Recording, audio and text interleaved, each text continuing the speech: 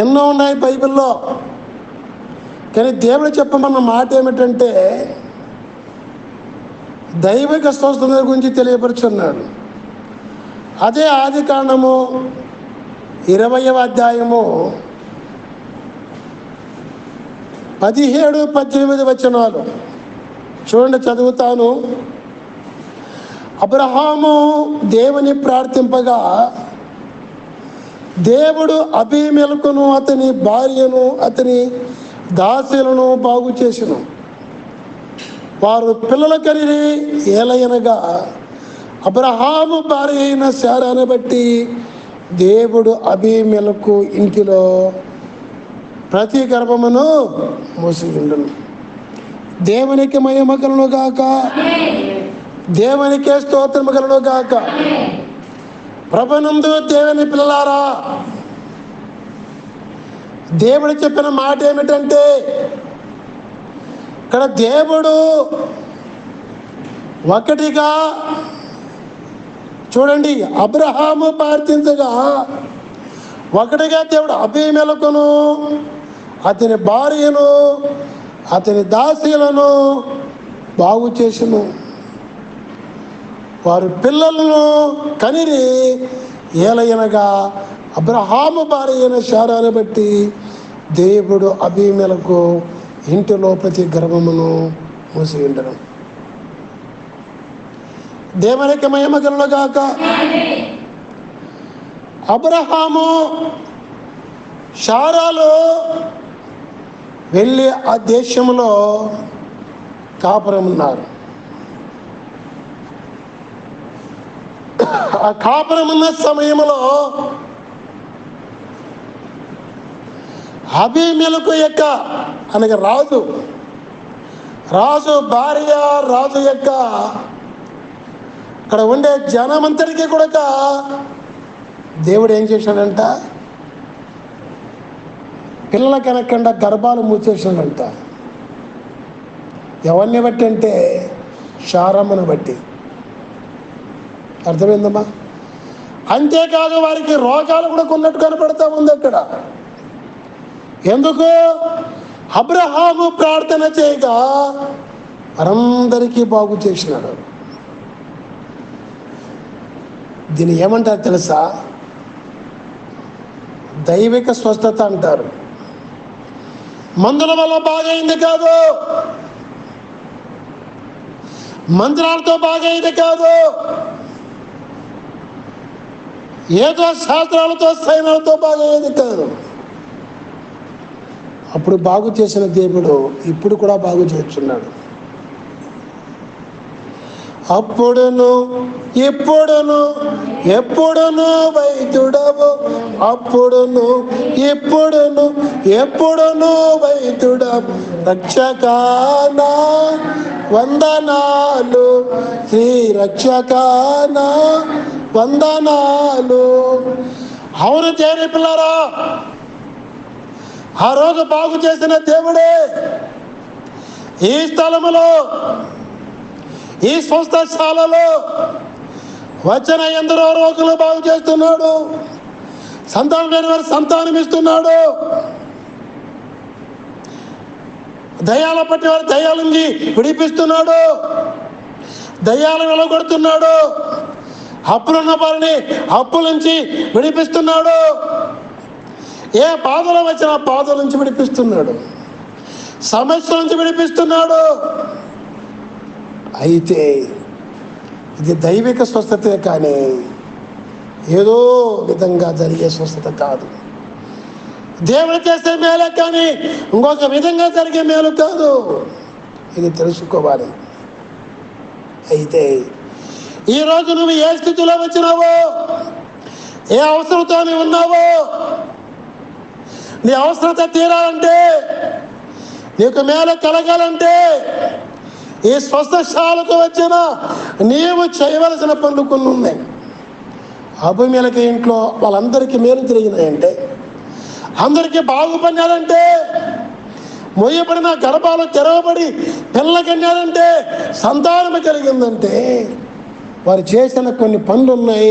ఆ పనులు నీవు కూడా చేసినట్లయితే నీవు కూడా ఈరోజు మేలు కలుగుతుందని నేను తెలియపరుస్తున్నాను. కానీ చేయడానికి సిద్ధంగా ఉన్నావా? ఇక్కడ నేర్పించే ప్రతి ఒక్కరి చేయడానికి సిద్ధంగా ఉంటే దేవుడు కూడా ముయ్యబడిన గర్భం అయితే తెరవడానికి, ఏ జబ్బులు బాధలు ఏదో ఆశీర్వాదం లేకుండా ముయ్యబడి ఉంటే ఏ రోజు దేవుడు ద్వారం తెరిచి ఆశీర్వాదం నీకు ఇవ్వబోతున్నాడు. కానీ నువ్వు చేయవలసిన పని ఏమిటంటే నువ్వు పొందుకోలేని ఆశీర్వాదం దేవునికి ఇవ్వబోతున్నాడు. ప్రతి ఆశీర్వాదం కూడా అయితే నువ్వు చేయవలసిన పనులు కొన్ని ఉన్నాయి. అదే మేలు పొందుకున్న ఆ యొక్క అభిమేలకు చేసిన పనులు నువ్వు చేయాలి.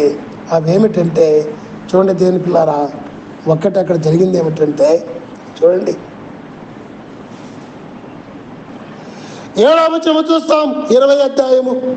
కాబట్టి ఆ మనుషుని భార్యను తిరిగి అతనికి అప్పగించము, అతడు ప్రవక్త, అతడు నీ కొరకు ప్రార్థన చేయును, నీవు బ్రతుకుదువు. నీవు ఆమెను అతని అప్పగించలేలా నీవును నీ వారందరూ నిశ్చయముగా చచ్చుదరని తెలుసుకొనమని స్వప్నమందు అతనితో చెప్పాను.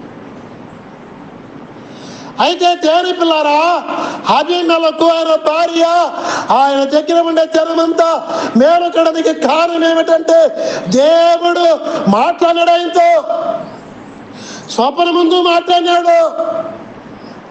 స్వప్నమందు మాట్లాడిన ఆ మాట నమ్మినాడు. నాతో మాట్లాడింది దేవుడు అని చెప్పేసి దేవుడు చెప్పిన మాటను, స్వప్నంలో చెప్పిన మాటను ఏదో గాలి స్వప్నములే, ఆ గాలి కళ్ళని చెప్పేసి వదిలేకుండా నిజముగా దేవుడిని తెలియనటువంటి ఆ యొక్క అభిమేలకు రాజు నిజముగా దేవుడు నాతో మాట్లాడి ఉన్నాడని నమ్మినాడు. దేవుని పిల్లారా, ఈరోజు నీవు నేను ఏ కొరత మనతో కొరత దేవుడు తీర్చాలంటే మనం చేయలేని పని ఆయన నీకు చేయాలంటే ఆయన చెప్పిన పని నువ్వు కూడా చేయాలి. అంటే నమ్మాలి. అదేమిటి తెలుసా? దేవుని వాక్యం చెబుతుంది, ఈ భూలోకంలో ప్రతి ఒక్కడు కూడా నమ్మకపోతే చస్తావు అన్నాడు దేవుడు.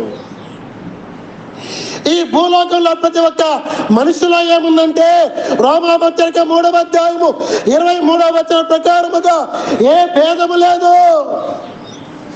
అసలు చేయాలనుకున్న తప్పులు ప్రతి ఒక్కరిలో ఉన్నాయి.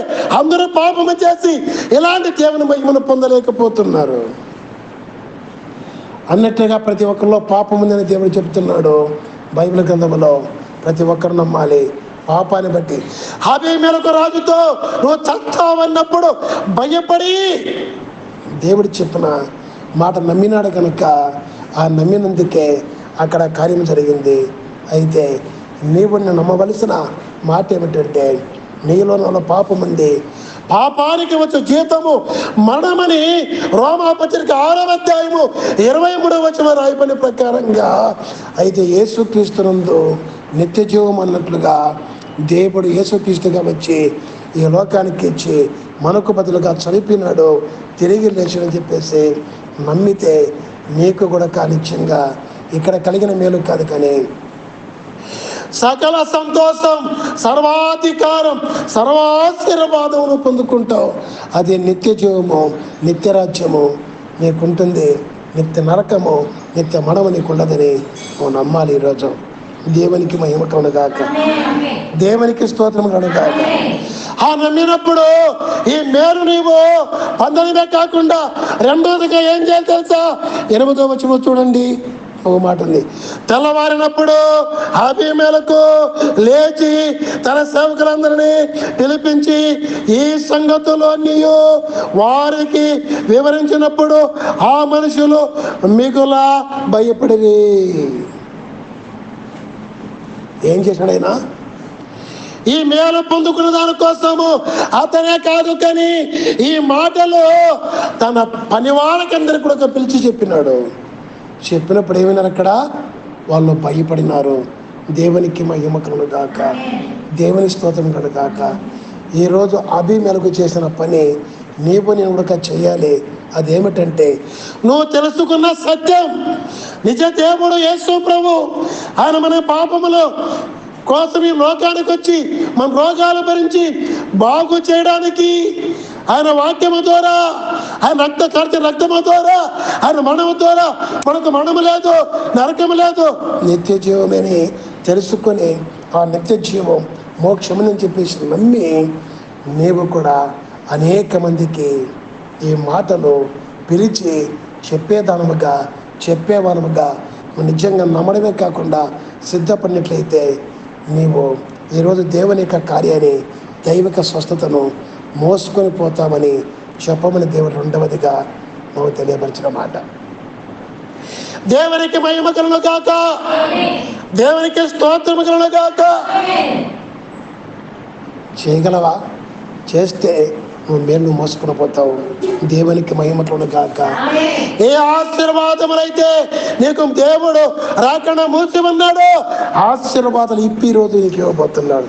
కానీ ఒకటి నమ్మాలి, రెండు ఇతరులకు, మీ కుటుంబీకులకు, బంధువులకు, స్నేహితులకు, వీరి వారికి ఊరి వారికి చెప్పేవానముగా ఉండాలి. మూడవదిగా చేయవలసిన పని ఏమిటంటే, చూడండి దేవుని పిల్లారా, ఒక మాట అంటున్నాడు 9వ వచనములో. చూడండి, నీవు ఆ అభిమేలకు అబ్రాహాము దగ్గరికి వచ్చిన అంటున్న మాట ఏమిటంటే, నీవు మాకు చేసిన పని ఏమిటి? నీవు నా మీదికి, నా రాజ్యం మీదికి మహాపాతకము రప్పించినట్లు నేను నీ ఎడల చేసిన పాపమేమిటి? ఈరోజు నీలో నాలో అభిమేలకు ఏం చేస్తున్నాడు? నాలో ఏముందయ్యా పాపము, నేను ఏ పాపం చేశాను చెప్పి అంటున్నాడు. అయితే ప్రతి ఒక్కరు అంటారు, కానీ ఏ పాపం చేశానని చెప్పేసి, కానీ పాపం ఉందని చెప్పేసి తెలియక పాపం లేదనుకుంటారు.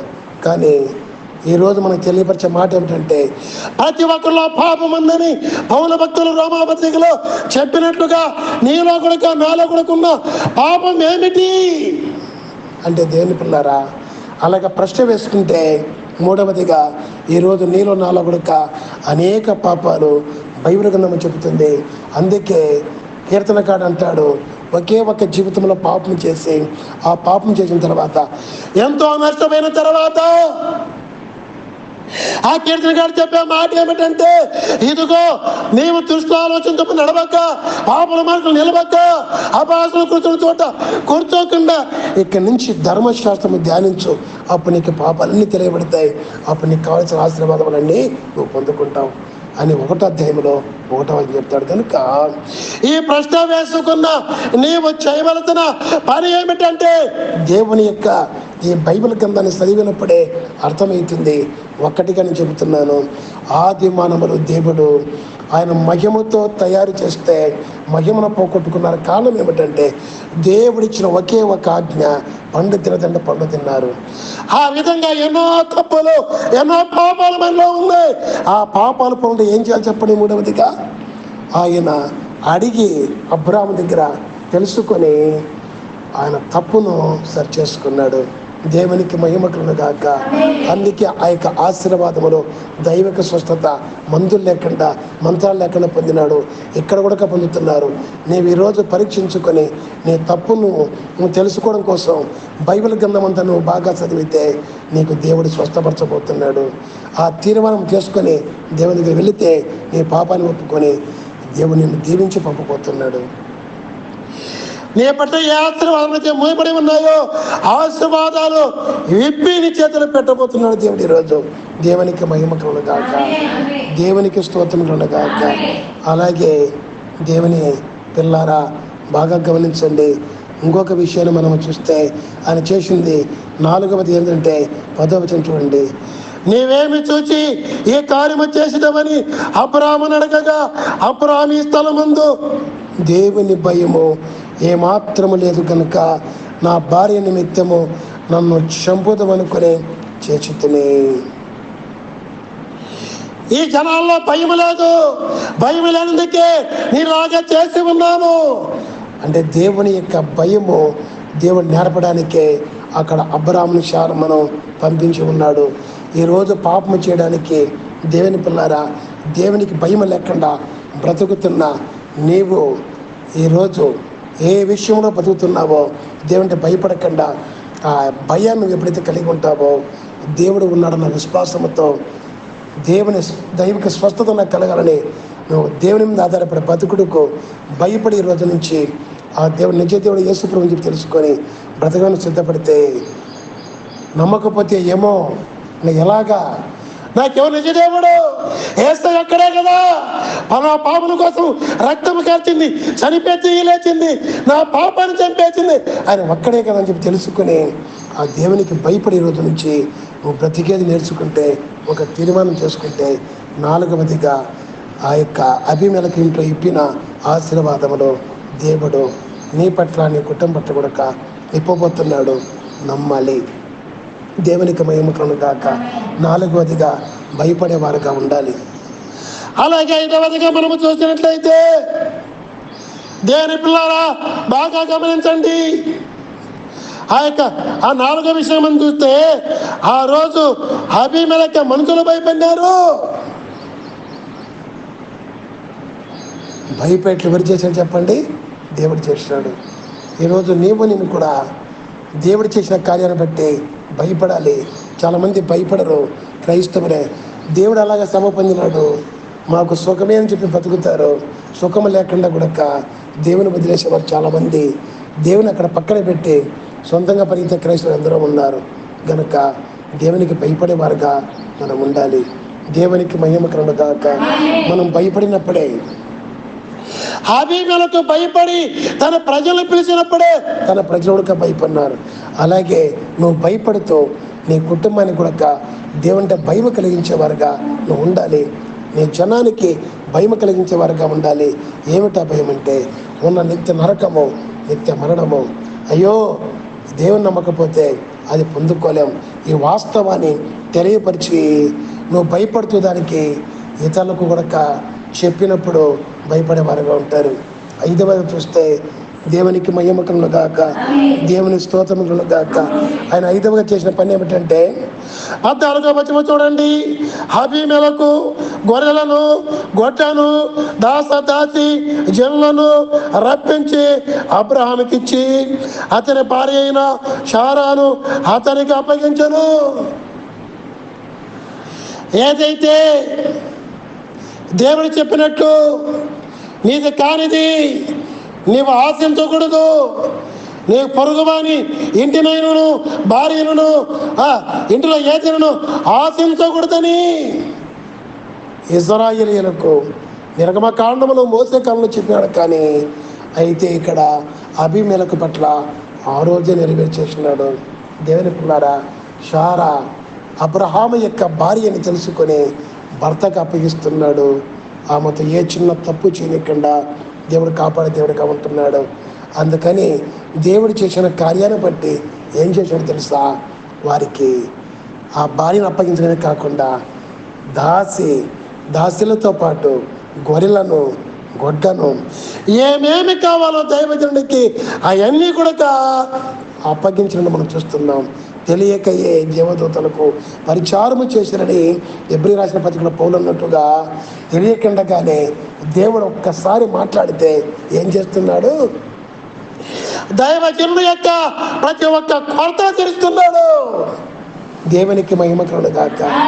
ఎన్నైనా చెప్పండి, మనం తీరుస్తున్నామా? చెప్పాలి. మనం తీరుస్తున్నామా?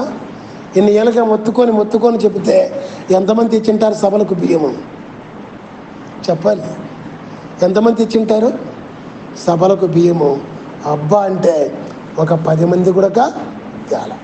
50 కుటుంబాలు మన సంఘంలో ఉండేది, ఒక 10 కుటుంబాలు కూడా తేల. కానీ దైవజనుల యొక్క కొరత ఎవరు తీర్చారు చెప్పండి? దేవుడు తీరుస్తాడు. అలా అబ్రహాముకి ఎవరు తీర్చినారు? అందుకే దైవిక స్వస్థత అనేది అబ్రహాము అబీమెలెకు ఇంటిలో అబ్రహామును పంపి అక్కడి నుంచి వచ్చేటప్పుడు ఏం చేసినాడు? ప్రతి కొరత తీర్చినాడు. దేవునికి మహిమ కలుగును గాక. సంఘములో నీవు దైవజనుల మాట వినకుండా నువ్వు తేలేదేమో. దేవుడు చూడండి, 50 కేలు ప్యాకెట్లో నేను 25 కేలు తెమ్మన్నాను. కొందరు 50 కేలు కూడా తెచ్చేవాళ్ళు ఉంటారులే, తెచ్చేవాళ్ళు తేని వారు ఇది కూడా తెలియదు. అయితే దేవుడు 50 కేజీల పాకెట్లు మిషన్లో నుంచి 5 పాకెట్లు పంపించాడు దేవుడు. దేవునికి మహిమ కలుగును గాక, దేవునికి స్తోత్రం కలుగును గాక. ఇది దేవుని యొక్క కార్యముని మీరు తెలియపరుస్తున్నారు. అయితే దీనివల్ల మీకు కలిగే నష్టాన్ని దేవుడు ఇప్పుడు ఈరోజు మనకు మాట్లాడుతున్నాడు. నీ వల్లైనా నా వల్లైనా ఏం చేయాలి? దైవజనుల యొక్క కొరతను, ప్రవక్త యొక్క కొరతను ఇక్కడ తీర్చినట్లు దైవజనుల యొక్క కొరతలు ఈరోజు నువ్వు తీర్చే అని సిద్ధపడినట్లయితే ముయ్యబడిన ఆశీర్వాదాలన్నీ కూడా తెరవబడతాయని దేవుడు మాట్లాడుతున్నాడు. దేవునికి మహిమ కలుగును గాక. ఎన్నైనా ఇప్పుడు 1 నమ్మాలి, 2 ఇతరులకు చెప్పాలి, 3 భయపడాలి, 4 పాపమేమిటో తెలుసుకోవాలి, మరి 5 మరి ఇచ్చేవారముగా ఉండాలి. 6 చూడండి 5వ వచనము, ఇదిగో నా దేశము నీ ఎదుటనున్నది, నీకిష్టమైన స్థలమందు కాపురముండమనెను. దేనికి మహిమ కలుగును గాక. ఈరోజు అన్నిటికీ స్థలాలు ఉన్నాయి, కానీ చర్చిలకు స్థలాలు లేవు. అన్ని గుళ్ళకు, మసీదులకు, అందరి కార్యక్రమాలకు స్థలాలు ఉన్నాయి, కానీ చర్చికి మాత్రం స్థలం లేదు. అందుకే ఈరోజు చాలామంది చర్చిలు కడతామంటే స్థలాలు ఇస్తే ఆ స్థలాలు చర్చిలు కట్టకుండా చేస్తున్నారు, ఎంతో నష్టపోతున్నారు. దేవుని పని ఆపేసి వారి పనులు ఆపుకుంటున్నారు. దేవునికి మహిమ కలుగును గాక, దేవునికి స్తోత్రం కలుగును గాక. బోలో యేసు మహారాజుకి. దేని ద్వారా బాగా గమనించండి. అదే మాధవరములో మందిరం కట్టడానికి వెళ్ళాము. ఆ ఊరి వారు 5 సెంట్లు జాగా ఇచ్చినారు. ఆ ఊరి వారే గుణాదులు చేసినారు. వచ్చి 3 రోజుల కింద అదే స్థలంలో కట్టద్దన్నారు. ఎప్పుడు చూడని భయంకరమైన వాళ్ళ పనులకు ఆటంకాన్ని చూసినారు. వాళ్ళు వద్దన్నప్పుడు దేవునికి అప్పగించి మేము వచ్చినాం. ఏదో కీడు వస్తుంది ప్రభా, వారిని క్షమించని ప్రార్థన చేసినాం. భయంకరమైన వారి యొక్క వృత్తి, వారి ట్రాక్టర్ కింద మనుషులు పడి చనిపోయి వారి యొక్క పనికి ఎంత ఆటంకమో ఒక్కసారి ఆలోచించండి. అలాగే ఈరోజు నువ్వు చేయవలసిన పని ఏమిటంటే దేవుని యొక్క ఇష్టమైన తలమునకు, ఇష్టమైన దానికి దేవునికి ఇవ్వడమే కాకుండా దేవుని చూడండి, దేవునికి ఇష్టమైన తలముందు ఉంటుంది. అక్కడ దేవుని చిత్తము నేను నెరవేర్చేవారుగా ఎప్పుడైతే ఉంటావో పరలోక ఫలాలు పొందుకుంటావు. ఈ లోకంలో మొయ్యబడిన ప్రతి ఆశీర్వాదం కూడా నువ్వు పొందుకుంటావు. తెలియకుండానే అభిమేలకు చేసినాడు, తన కుటుంబము తన ప్రజలు పొందుకున్నారు. ఈరోజు నీవు నీ కుటుంబం కూడా పొందుకోవాలని తెలియపరుచుకుంటున్నాను. ఎన్నైనాయమా 6 7వదిగా మనం చూసింది ఏం పిల్లారా చూడండి. ఇప్పుడు పాపం అని చెప్పి తెలుసుకున్నావు, సరిపోదు. కానీ చూడండి 16వ వచనంలో మనము చూస్తే ఏముంది అక్కడ, మరియు అతడు శారాతో ఇదిగో నీ అన్నకు నేను 1000 రూపాయలు ఇచ్చి ఉన్నాను. ఇది నీ యొద్దనున్న వారందరి దృష్టికి ప్రాయశ్చిత్తము గంటకై ఇది నీ పక్షముగా ఇచ్చి ఉన్నాను. ఈ విషయం అంతటిలో నీకు ఏమంట ప్రాయశ్చిత్తం, నీలో ఉన్న పాపానికి ప్రాయశ్చిత్తం ఈరోజు నేర్పాలని చెప్పేసి ఈ లోకంలో ప్రాయశ్చిత్తం ఏమిటో ఆ రోజు ప్రాయశ్చిత్తం అనే దేవుడు అక్కడ అబ్రహాము భార్య శారాకు 1000 రూపాయలు ప్రాయశ్చిత్తముగా ఇక్కడ చెడు చూస్తున్నాం. ఈరోజు నీ పాపానికి పరిహారం, ప్రాయశ్చిత్తము ఏదైనా ఉందంటే భూలోకంలో మానవ యొక్క పాపానికి ప్రాయశ్చిత్తము దేవుని పిల్లారా ఇక్కడైతే 1000 రూపాయలతో ప్రాయశ్చిత్తము. ఆ తర్వాత ఇశ్రాయేలీయులు నిర్గమాకాండం లేవికాండంలంతా చూస్తే గొర్రె పిల్ల యొక్క రక్తముతో ప్రాయశ్చిత్తము. ఇక్కడైతే పరిపూర్ణ అన్యజనులకు ప్రాయశ్చిత్తం ఏదంటే దేవుడే యేసుక్రీస్తుగా వచ్చేసి బలి అయినాడు. బలి రక్తమే ప్రాయశ్చిత్తము. ఈరోజు యేసు రక్తము కాకుండా ఎవరి ఏ పాపాన్ని కూడా కడిగేది ఏది లేదు. పాపాన్ని బట్టి వచ్చే మరణము, నరకము, శాపము తొలగించేది ఏది లేదు. యేసు రక్తమే ప్రతి పాపం నుండి కడిగి పవిత్రపరుస్తుంది. ఎప్పుడంటే అదే 1 యోహాను పత్రిక 1వ అధ్యాయము 7వ వచనం వరకు మనం చూసినట్టయితే అక్కడ ఉంటుంది, ఆయన చీకటి అంత మాత్రము చూడకుండా, చీకటి అంత బాగా నడవకుండా వెలుగులో నడిచను. అలాగే నీవును అలాగే నడిచిన ఎడల వెలుగులో అప్పుడు ప్రతి పాపం నుండి కడిగి పవిత్రంగా చేస్తుంది. దేవుని పిల్లారా, అబీమెలెకు యొక్క ఇంటిలో బాగా గమనించండి. దేవుడు చెప్పిన ఆ విషయాలన్నీ కూడా అబీమెలెకు చేసినాడు కనుక ఈరోజు నమ్మి, అందుకే మొయ్యబడిన గర్భాలు తేబడినాయి, మొయ్యబడిన ఆశీర్వాదములు తెరవబడినాయి, బాగుపడినారు ఆయన భార్య, ఆయన ప్రజలంతా కూడా. ఈరోజు నీకు నా కొడుక ఆ మేలు కలగాలంటే 7వదిగా ఏముండాలి చెప్పండి? చెప్పాలి. ఏముండాలి? ప్రాయశ్చిత్తము కలగాలి. 1 నమ్మాలి దేవుని మాట. 2 ఇతరులకు చెప్పేవారిగా ఉండాలి. 3 భయపడాలి. 4 పాపమేమిటో తెలుసుకోవాలి గ్రంథాన్ని చదివి. 5 ఏమిటంటే ఇచ్చేవారుగా ఉండాలి. 6 ఏమిటంటే దేవుని చిత్తాన్ని నెరవేర్చేవారుగా ఉండాలి. లేకపోతే నీవెవరో తెలియదు అంటాడు. అదే మత్తయి సువార్త 7వ అధ్యాయము 21-22 ప్రకారంగా. అక్రమ చేయవాళ్ళారా మీరేమని అడగనంటాడు. ఎన్ని అద్భుతాలు జరిగినా, ఎన్ని ఆశ్చర్యాలు జరిగినా దేవుని చిత్తం నెరవేర్చకపోతే దేవుని చిత్తాన్ని గురించి చెప్పడం జరిగింది. దేవుని చిత్తాన్ని గురించి చెప్పడం జరిగింది. 7 విషయాలు 24 నిమిషాలు పంపుదామనుకుంటే అది పంపే నా చేతకాలే. ప్రతిరోజు దేవుడు అద్భుతంగా మాట్లాడుతున్నాడు. 20 నిమిషాలు 18 కొడికలు, ఉదయకాల కొడికలు పంపుదామంటే అది పంపే నా చేతకా గమనండి. అలాగే దేవుని పిల్లారా, దేవునికి ఇష్టమైన స్థలం ముందు మనము జీవించేవారుగా అబ్రహాముకి స్థలం ఇచ్చి ఇష్టమైన జీవితము అన్నట్టుగా గుర్తు చేసి స్థలం ఇచ్చినాడు. ఈరోజు మనము కూడా స్థలం ఇవ్వాలి. అంటే ఆయనకి ఇష్టమైన జీవితము మనము జీవించాలి. అప్పుడే మనము దేవునికి ఇష్టంగా జీవించినప్పుడు ఏం కలుగుతుంది? సర్వోన్నతమైన స్థలంలో దేవునికి మహిమ, తన ప్రజలకు సమాధానం, తనకిష్టమైన వారికి సమాధానం. దేవునికి మహిమకరణ కాక, దేవుని స్తోత్రములను కాక, దేవుని మహిమకరంగా బ్రతకాలి. 6వదిగా ఏమిటి చెప్పండి? అని ఇష్టమైన జీవితము మనం జీవించాలి. 7వదిగా ప్రాయశ్చిత్తము. ఈ లోకంలో ఏదైనా ఉందా? యేసు రక్తం కాకనంటే ఇంకా ఏది లేదు. నువ్వు నమ్మి నీ పాపానికి ప్రాయశ్చిత్తము యేసయ్య ఒక్కడేనని చెప్పి ఆయన కార్చిన బలి రక్తము, పరిశుద్ధ రక్తము, పాపం లేని రక్తము, యేసయ్య రక్తమే ప్రాయశ్చిత్తము. అంతకు మించి మనకు ప్రాయశ్చిత్తము లేదు. అంతేకాకుండా ఆయన మరణమే పాపానికి విమోచన క్రయధనం అని కూడా, ఆయన క్రయధనము చెల్లించడానికి లోకానికి వచ్చి ఉన్నాడని చెప్పి కూడా సెలవిస్తూ ఉంది మత్తయి సువార్తలో 20వ అధ్యాయంలో. దేవునికి మహిమకరులు గాక, దేవునికి స్తోత్రములు గాక. ఇప్పుడు 8వదిగా ముగింపులో ఒక మాట చెప్తున్నాను. ఆ కార్యం నీలో ఈరోజు చేయాలంటే ఏం చేయాలి చూడండి. ఇది నీ పక్షముగా ఇచ్చి ఉన్నానంటూ ఈ విషయమంతటిలో నీకు న్యాయము తీరిపోయినదను. ఈ లోకంలో బతికి ఉన్నట్లే నువ్వు న్యాయమైనది చేయాలి. ఇలా ఉండి అన్యాయము తీసేసుకోవాలి. బ్రతికి ఉన్నట్లే న్యాయమైనది చేయాలి. ఏది న్యాయము, ఏది అన్యాయం అంటే దేవుని పిల్లారా, ఈ లోకంలో ధర్మశాస్త్రం ధ్యానించేప్పుడే మనం తెలుసుకుంటాం న్యాయమేదో అన్యాయమేదో. ఈరోజు ఒక మాటలో చెప్పాలంటే ఏది న్యాయం?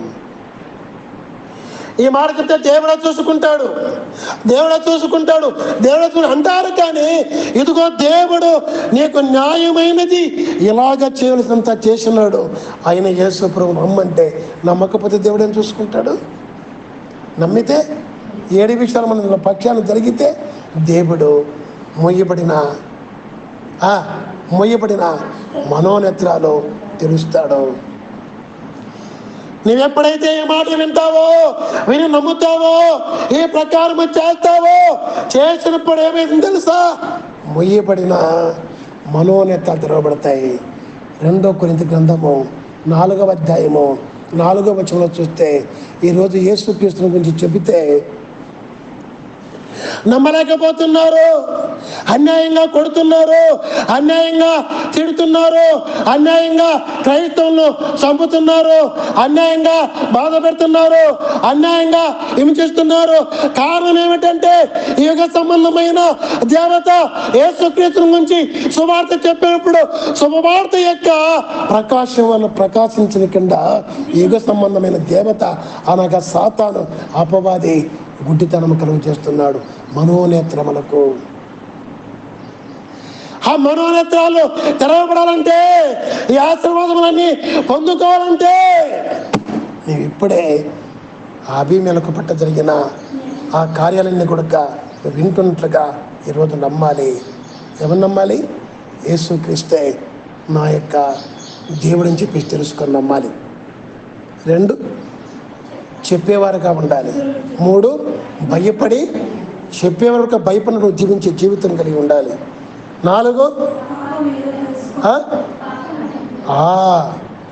పాపం ఏమిటో తెలుసుకొని పరిపూర్ణంగా తెలుసుకొని గమనాలు చదివి తెలుసుకొని పాపాలు ఒప్పుకుంటూ రావాలి. 5, దేవునికి దైవ సేవకుల యొక్క కొరతలు తీర్చేవారుగా ఉండాలి. 6, దేవునికి ఇష్టమైన జీవితము జీవించేవారుగా ఉండాలి. 7, ప్రాయశ్చిత్తము యేసు రక్తము కాకుండా ఇంకా వేరే లేదని చెప్పేసి తెలుసుకోవాలి. తెలుసుకొని ఏది న్యాయమో అది చేయాలి. ఈ వద్దు యేసుక్రీస్తు నమ్మి నువ్వు చేయవలసిన పనులు చేయడమే న్యాయము. కానీ దేవుడైతే న్యాయమని పక్షాన తీర్చి ప్రాణం ఇచ్చినాడు, రక్తం ఇచ్చినాడు, అన్నీ ఇచ్చినాడు, అన్నీ ఇవ్వడానికి నీతో మాట్లాడుతున్నాడు. ఈరోజు ఎవరో ఏదో చెబితే ఈ మాటలు వదిలేస్తే నీకు న్యాయం జరుగుతుందా? జరగదు. నీకు న్యాయం జరగాలంటే దేవుని పక్షాన్ని చేసిన న్యాయమంతా నువ్వు పొందుకోవాలంటే ఈరోజు ఈ 7 విషయాలకు నువ్వు చేయాలి. దేవునికి మహిమ కలుగును గాక, దేవునికి స్తోత్రం కలుగును గాక. మూల యేసు మహారాజుకి ఈ స్థలానికి వచ్చేవారు చాలామంది ఎట్లుండారంటే వాళ్ళ ఇష్టం జరిగించుకోవడానికి అదే న్యాయం అని చెప్పేసి దేవుడు చెప్పింది చేయకుండా చాలామంది బలహీనపడుతున్నారు. అలాగ నువ్వు బలహీనపడకూడదని, దేవునికి శక్తిని బలను పొందుకోవాలని, ప్రతి ఆశ్రమాన్ని విప్పబడాలి దేవుని నుండి ముగిన ఆశీర్వాదములు దేవుడు ఈరోజు మాటలని చెప్పేసి నువ్వు నమ్మి ఈరోజు ఒప్పుకో, తీర్మానం చేసుకో. దేవుడు ఇప్పుతాడు. ఎవరి పాటికి వాళ్ళు లేచి నిలబడతాం.